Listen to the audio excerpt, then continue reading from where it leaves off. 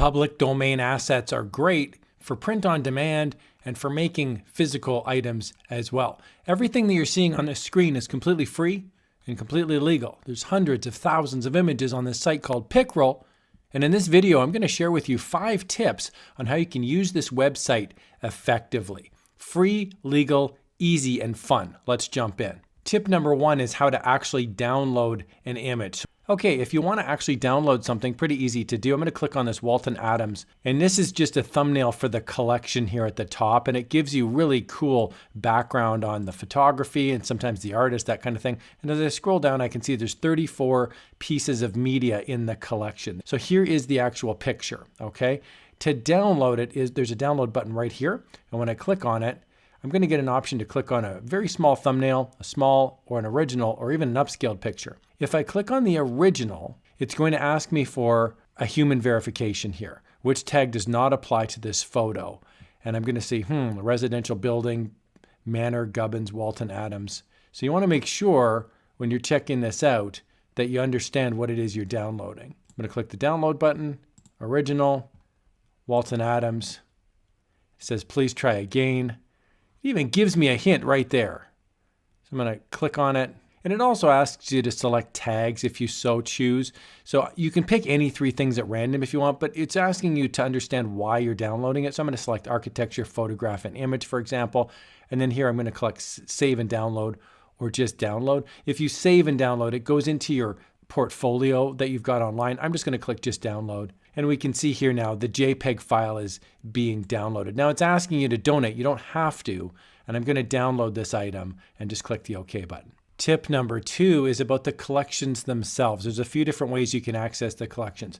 On the top right, there's a button right here that says collections. When I click on it, you're going to see there's 3,683 collections. And I can scroll on down and there's 116 pages of collections. If you're on the main page, and you don't remember that there's a collections button right there at the top, there's also a see more collections button here at the bottom. When I click on that, I essentially get the same thing, 3,683 collections. I scroll down and I've got the pages now where I can look page 2, page 3, and so on. Now, in addition to the public domain collections, underneath there's also popular topics.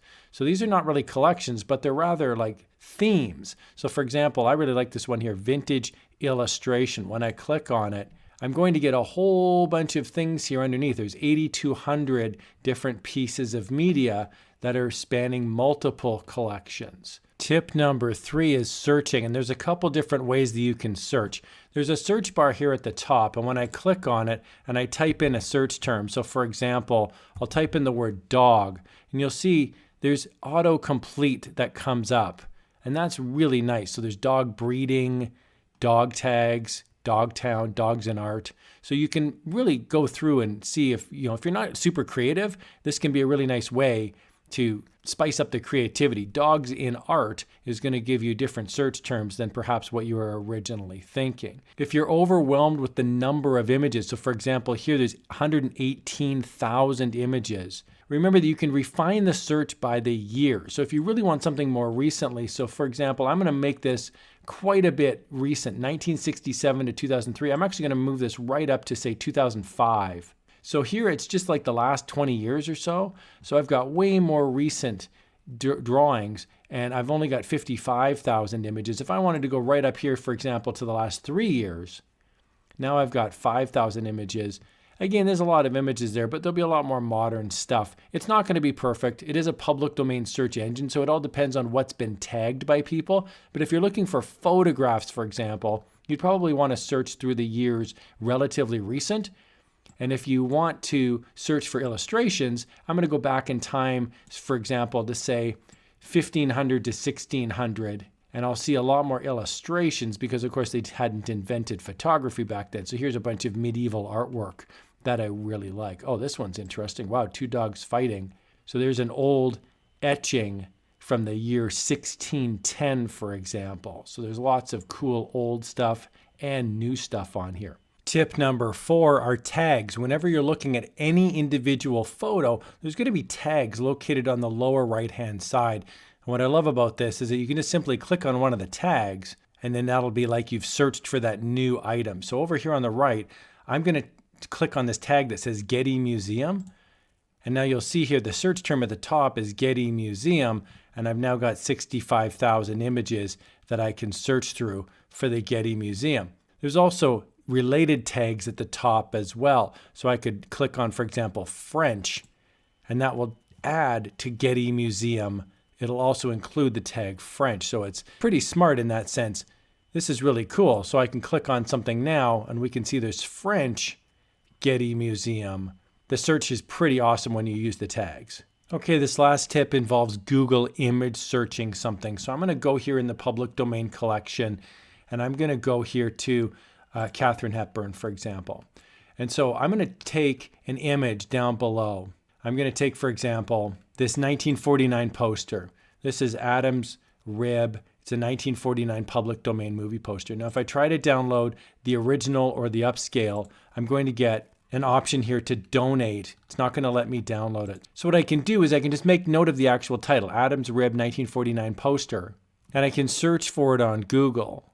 And I can look for the Wikipedia entry. Here's the Wikipedia entry. It's going to take me to Wikipedia. Wikipedia is also free. It's also public domain. So when I click on the poster over here on the right-hand side, we'll see down at the bottom it says it's public domain. When I click on View More Details, we can see there is an option here now for the largest file size, 1893 by 2908. And that's a pretty nice file size. We'll see it's about the size of the original. The original was 1893 times 2908. And the original here is 1893 times 2908. So I just Google imaged, I used a similar search term, and I was able to find the source document, in this case Wikipedia.